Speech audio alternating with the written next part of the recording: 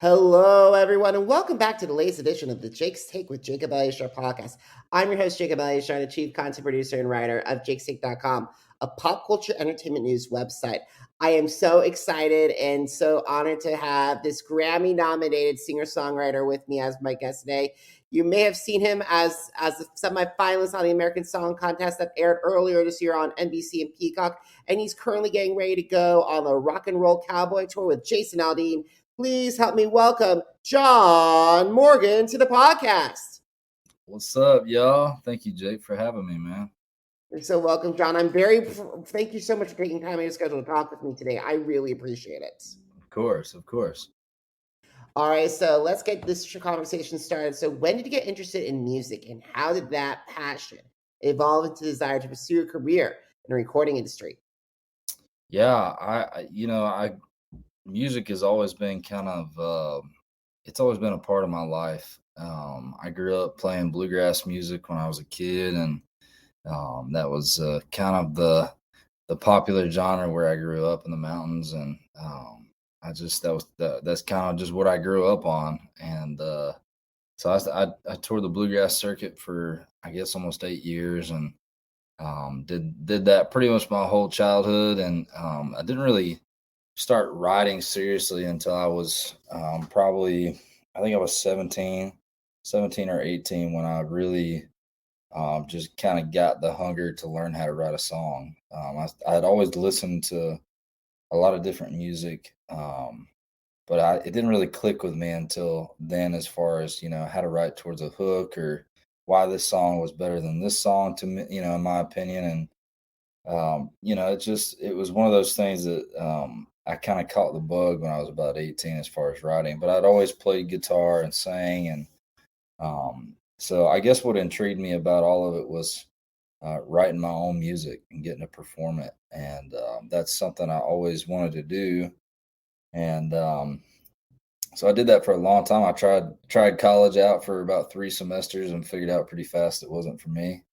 And once I got done with that, I moved back to North Carolina and started working for my dad, and he had a property management business. And so, we were cutting grass, fixing plumbing, all kinds of whatever jobs needed to be done. And I did that for a long time. And there was a point where I kind of quit music. I just kind of got burnt out and had a kind of a bad taste in my mouth from just previous experiences. And one of my buddies, who's now my drummer, he moved to Nashville about a year before I did. And he would just, he kept encouraging me, like, man, you should just come down here and write and just try it and see, write with whoever will write with you. And so he finally talked me into it, and I would go down and crash at his place on the weekends and write with just random people, whoever would say yes. I did that for a long time, and then ended up moving here about 4 years ago. So it's been really cool, man. I'm very thankful for the opportunities that have kind of presented themselves between now and then. I totally agree, because you're on a hot streak, my friend, and your hard work has paid off. I would love to talk to you about some of the songs that you helped co-write, if you don't mind. Yeah, sure. Let's start with The House on Memory Lane. I remember looking on this. This was at a songwriting session that I first heard it, that was on YouTube from Nashville. Mm-hmm.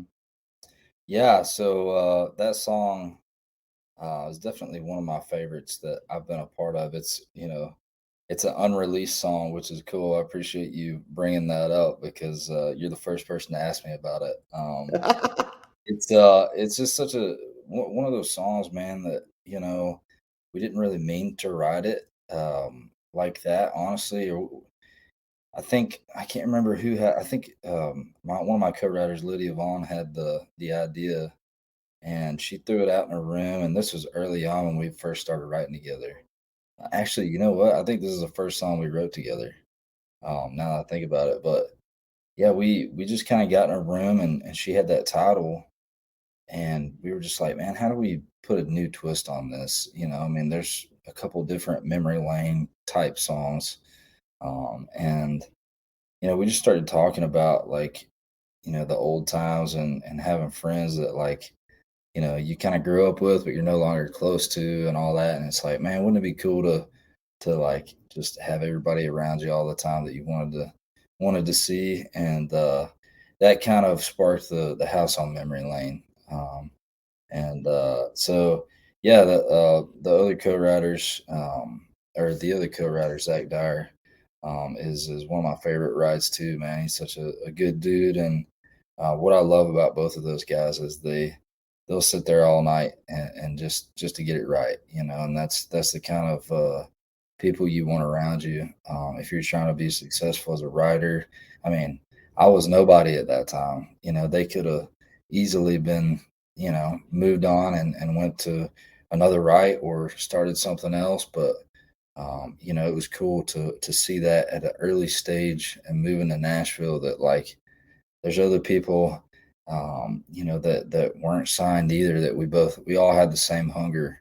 We wanted to get some success and be solidified that, we moved here for a reason. And that song is always one of those staples for me when I look back. Like, you don't have to have a veteran hit songwriter in the room to write a good song. And that's just a cool thing for me to kind of look back on. But yeah, I love that song, man. It's one of my favorites.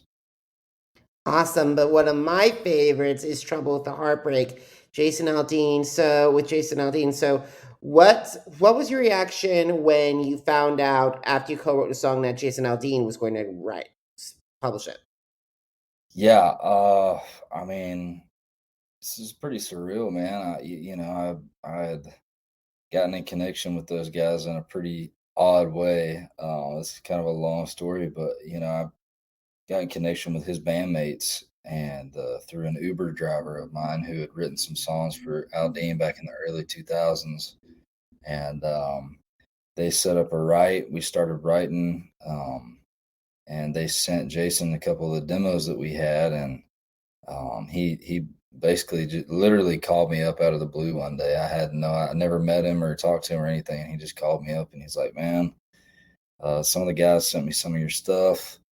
I love what you're writing, your sound, everything you're doing. He's like, we just started this small publishing company and record label, and we'd love to, try to work something out. And but after that, it's just it's still a grind to even try to get any kind of hold or cut after that, even if you are signed. I mean, there's many writers in town that should be getting cuts left and right, but sometimes it just doesn't.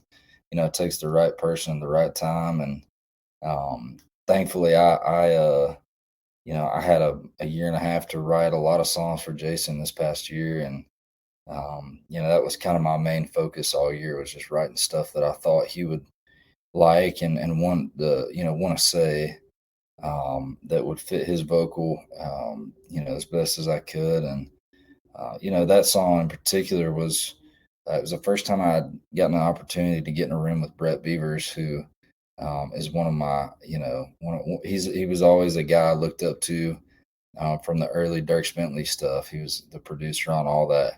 A Long Trip Alone. Long Trip Alone was literally the first country album I ever bought. It was a CD.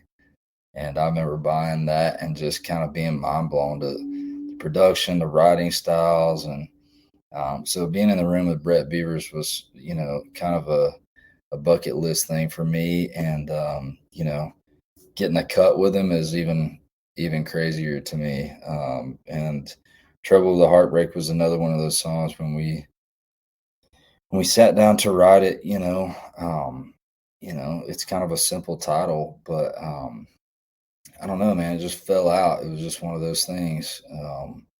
Brett did his thing on it. Everybody kind of contributed in their own specific way to make it what it is, and to have those certain elements that we thought Aldean would love. And really kind of I guess accent his voice. I mean, he can sing anything, but there's certain things he sounds better on to me, than most. That's how I feel like everybody has their sweet spots. But I don't know, man. That song, when we left the room that day, I just remember thinking, like, dang, that was crazy. Like, that was the first song that I wrote where I felt like I was like, man, I feel like this song's gonna do something. That was the first time I felt that, and it was really cool for me as a young writer. Like, experiencing it once, you get the bug. You're like, oh, great! Like now I know.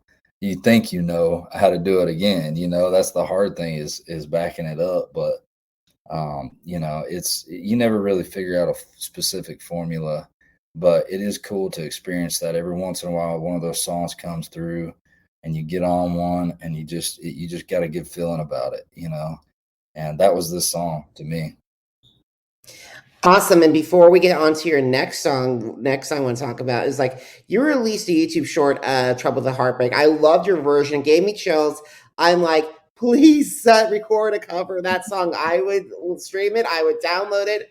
It's a wonderful, you gave me chills with that. So please consider, if you consider doing an album, please, or an LP, please consider putting that on there because that's fantastic. Because sometimes singer-songwriters who actually wrote the song can be better than the person that actually sing them. And no offense to Mr. Aldean. No, I agree with you, man. I've there's been several instances I've experienced that too, and I think one of my favorite guys is Chris Stapleton as a writer. Man, when it's hard. It would be hard to cut a song of his as an artist if he pitched it as a writer to feel like you could even do it justice. He's one of those kind of guys. But yeah, I agree, man. I would love to do an acoustic version of it. I may put that on the to-do list. All righty. You heard it here first, folks. So it seemed what I like about Jason is like he feels like every decade he records with a big name in the idol world. For example, Don't You Want to Stay with Kelly Clarkson?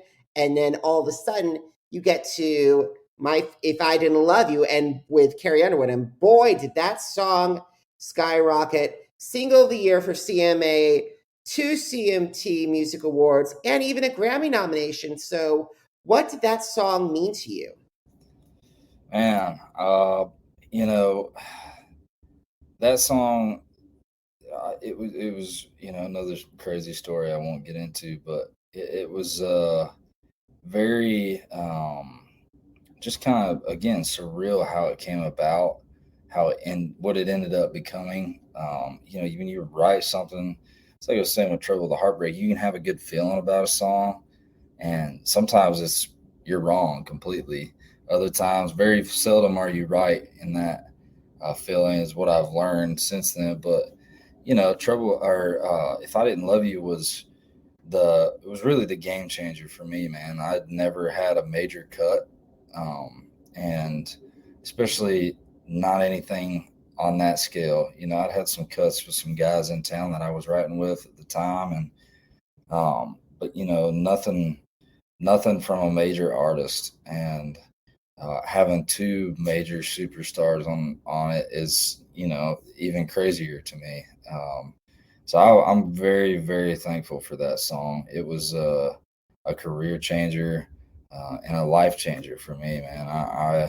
I couldn't thank Carrie and Jason both enough for believing in that song to be what it is now. And also, for country radio, I mean, it's just it blows my mind when people tell me. I don't keep up with any of the numbers or anything like that, but people will tell me stats, and I'm like, man, that's crazy.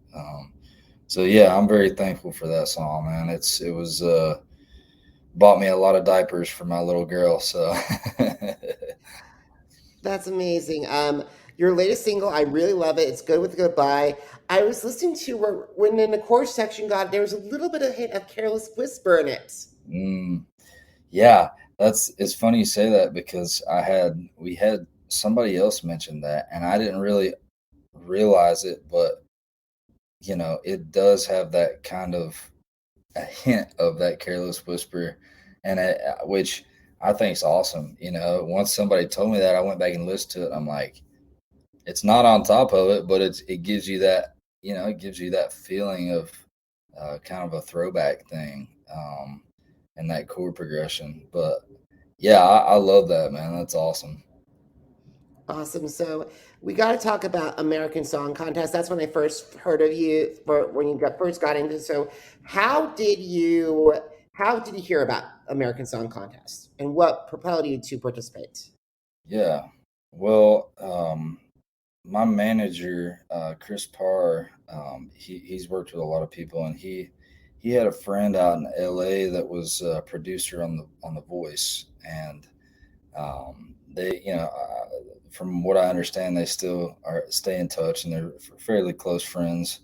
And she's been doing the Voice for several years, and I guess they were talking one day, and she was telling him kind of about the American Song Contest, and kind of before it was anything. And she had told him kind of how it was going to work with representative for each state and all that. And he was like, "Well, that's funny you say that, because we just signed a guy that's from North Carolina." And so long story short, they ended up working it out where we got to, kind of audition, and we landed the gig. And it was kind of, I was kind of hesitant about it, because there's some in some circumstances with those shows, there's a few different avenues where it can sometimes hurt you more than help you. And I just seen and heard a little bit about that from different shows. And you just kind of get labeled in Nashville as, the American Song Contest guy, or the Voice guy, or the America's Got Talent guy, and then it sometimes makes people not take you as seriously as they would if you were just a new up and comer. So I was very hesitant at first about it.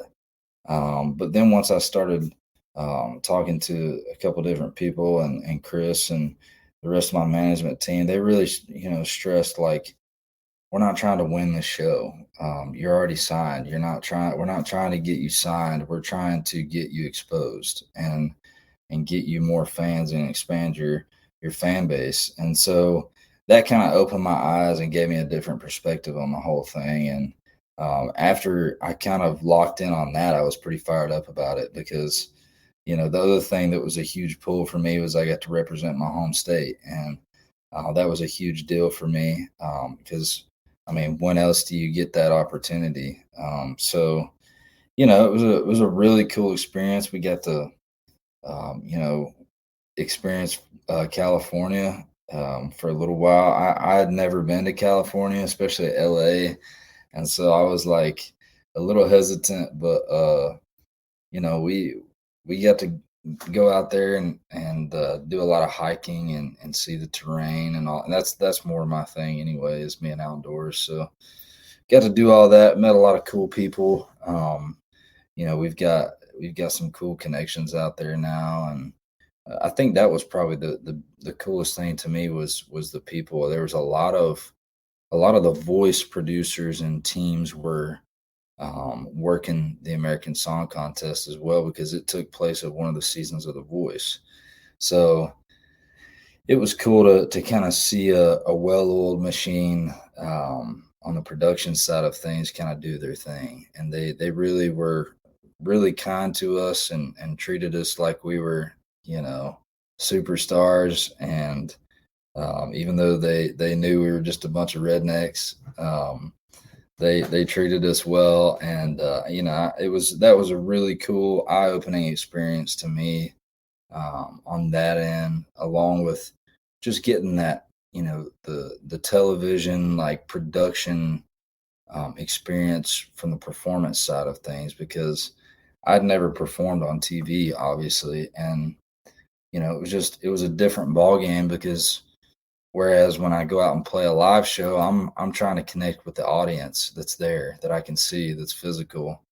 And what they were trying to explain to me is, like, you're not playing for the couple hundred people that are here tonight. You're playing for everybody that's sitting on a couch at home watching TV. So you gotta look at the camera. You gotta. So all that stuff was cool for me to learn for the future. It's always good to have in your back pocket, that kind of experience. And it was great for my band. So I can't say enough about how great. We made a lot of cool friends that were artists on the show, and shout out to Jason from Guam. He was my boy. We hit it off pretty quickly. He's a really, really cool dude. Great musician, singer, songwriter. Wish him all the best. But yeah, man, it was a great experience for us. So I'm very thankful for it. And I'm thankful too, because the thing is, there's only three songs, even though it's been months away, there's only three songs that I list from that show that I listen to on a consistent basis. One of them is Michael Bolton's Beautiful World, Christian Pagan's Local, and of course, Right in the Middle. That's awesome, man. I'm honored to be in your top three. When I tweeted this out a couple during the airing of the show, and I still stand by it.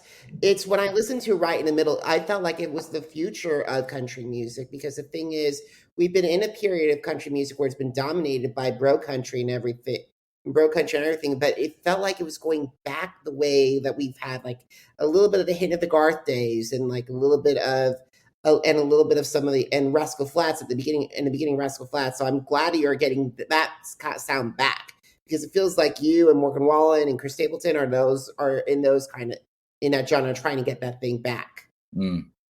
Well, I appreciate that, man. That means a whole lot to me, because yeah, that is kind of my mission, is to I don't know, bring country back to kind of at least touching its roots. I mean, it's hard to say it'll ever go back to honky tonk, country music, but just having that nostalgic and that kind of feel, like the Careless Whisper thing. I mean, that's what when people hear that and they hear that vibe of a song, it makes them feel good. It makes them at least feel like you were saying, it's kind of going in a different direction. It's something fresh, and that's when you get to a certain point in decades and music and how it evolves. Sometimes some of the stuff that's older feels fresh and new because you've been used to this for so long. And so, I grew up on old school country, 80s, 90s, early 2000s country. And so that's my heart, man. That's what I love doing. And if I can make a living doing it, I'm gonna keep rolling with it. So absolutely. Well, there's nothing wrong with 90s country. Look at Garth, look at Shania. They're almost 30 years later, still a dominant force in country. Yeah, it's wild, man. It's wild. Awesome. So what was some of the reaction that you received critically and professionally from Right in the Middle? Well, I think one of the things that I was critiqued on a lot was not smiling. What? I'm not talking about the performance. I'm talking about the song. Oh, I know, but that was part of it for me. I didn't really pay attention to a lot of the comments and stuff, as far as anything that I wasn't shown, as far as the song goes. But I felt like the majority of the feedback we got was really good and well received. People liked it a lot. I mean, Kelly Clarkson, I didn't get to meet her until after, I think it was the second performance we did. She came over in one of the commercial breaks, and she was like, "I just want you to know, like, I truly love what you're doing. I love this song." And then she was like, "I'm serious about writing me a song." So I'm like, "You don't have to tell me twice." Believe me, if you could collaborate with Kelly Clarkson, look out. It's gonna get big. If it's anything like Trouble with the Heartbreak and If I Didn't Love You, it's gonna go to the sky. It could go into the stratosphere. Well, that's I feel like she could sing a bad song and make it sound pretty. So I'm hoping with a good song it'll be even better. But you never know. We'll see. We're actually writing some stuff to send to her team last week. So who knows, man? We'll see. Awesome. So you're about ready to go on Jason Aldean's Rock and Roll Cowboy Tour across the country. So what did it mean to you to be part of Jason's lineup? Well, I mean, like I was touching on earlier, man, it's just a dream come true. I mean, this is something I've dreamed about doing since I was 16. I've wanted to play my own music and, play with my best friends. That's been my dream. And, especially him kind of being the guy that allowed that to happen, allowed me to keep my band, allowed me to, cut the songs I want to cut and be on the production side and the writing side and all this.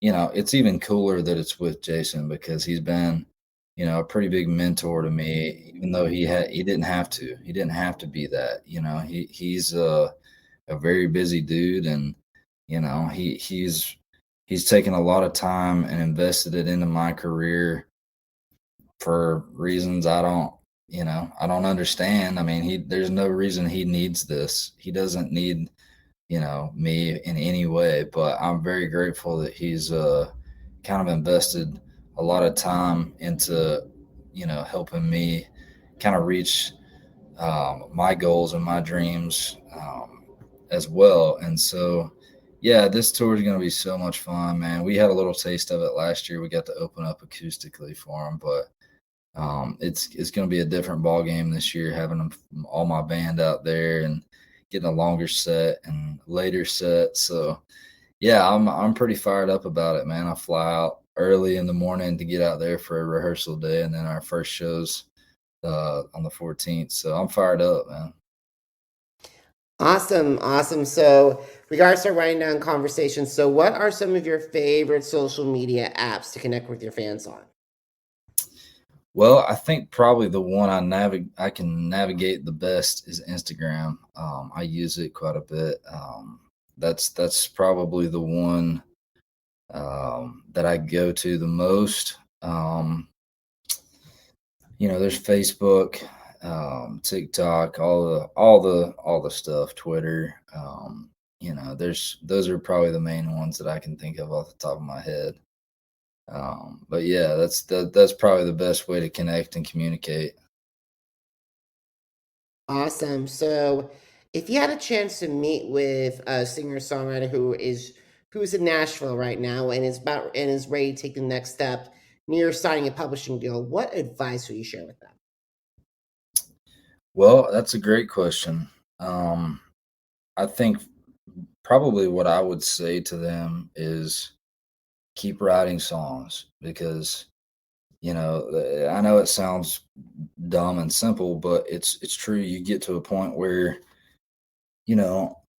I've had a couple of friends in that spot that have asked me that question. And I remember when I was in that spot, you feel like you have a whole list of really good ideas, really good song ideas. And a lot of times you get in a room when you're at that early stage and you're not in a room with a veteran songwriter that can knock it out of the park. Sometimes your ideas get burnt, and you write a song that was your title or your idea and you're just not happy with it at the end of the day. And, on top of continuing to write songs, just write smarter, be choosy with when you if you have a list of 50 titles and 3 of them they could be a really cool idea, hang on to those, because when you do get that opportunity to get in a room with a veteran writer, I mean, stuff happens, man. You never know when that moment's going to happen. So you need to have some ammunition in the chamber for when those moments do happen. And they're like, well, you got any ideas? You can throw your best ones out. And, I feel like that happened to me early on. I wasn't really aware of that. And every room I would get in, at least for the first couple of rights in town, like I would get in there and just throw out my best title. And a lot of times we didn't hit it on the head. And so I don't know, that would be one piece of advice. And the other piece of advice I would give you is just keep grinding, man. Outwork. That's what I've always believed in, and what I've always told people, that I try not to be a prideful person, because I know that, God's the one that's blessed me with all this stuff, and it's just opportunities he's presented with me that I've taken advantage of. But I will say that I do take pride in my work ethic, and I've never been, the most, I guess, talented person or the prodigy child or any of that stuff, but I promise you I will outwork you all day. I will be figuring out how to tune or EQ a vocal till 2 a.m. if that's what it takes. And that's the kind of stuff I did early on when I first moved here. I just dug my heels in because I knew this is what I wanted to do. There was no doubt in my mind. I'd already went through that phase back home where I was like, man, I don't know if I want to pursue music. I might try this. I might try that. I'd already decided I'm doing this. I'm moving to Nashville. I'm not moving there to figure out what I want to do. I know exactly what I want to do, and I'm going to do the steps that I think it's going to take to get me in rooms. And so that would be, if you have that drive, man, you're going to be all right. People like somebody who works hard, who's a nice person, and who's respectful of somebody's time.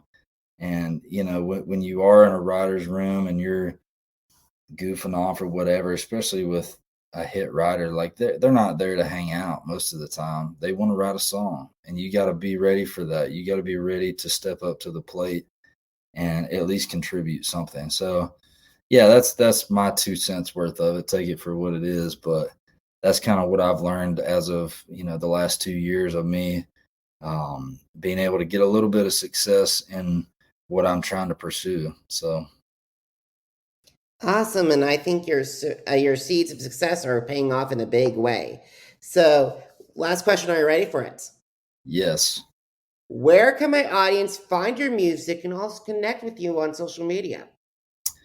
So pretty much any platform, iTunes, Apple Music, Spotify, Amazon, all that good stuff, Pandora, you can find my 3 singles that are out. I got Cold as Beer right in the middle and Good with Goodbye, which is my latest single that we just released last week, I believe. And so if you need some new tunes to go listen to, go check it out, see what you think. Let me know if you like it or if you don't. But yeah, that's where you can find my music pretty much anywhere.